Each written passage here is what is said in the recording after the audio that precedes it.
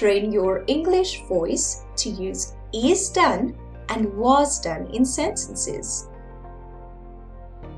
In an active voice sentence, we always add the subject acting on the verb. For example, the man, subject, cleans, verb, the keyboard, object. In a passive voice sentence, the subject is the receiver of the verb. For example, the keyboard, subject, is cleaned, verb.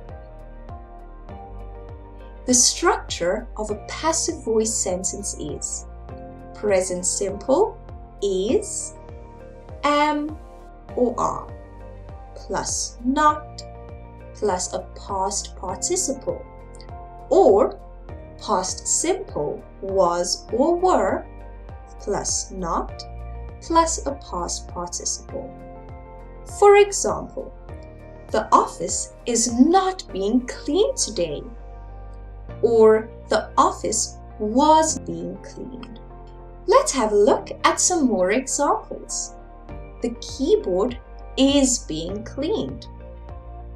The keyboard was being cleaned. In a passive voice sentence, we can also add who or what is, was, doing, or did the action. The structure is passive voice plus by. For example, the keyboard is being cleaned by the cleaner.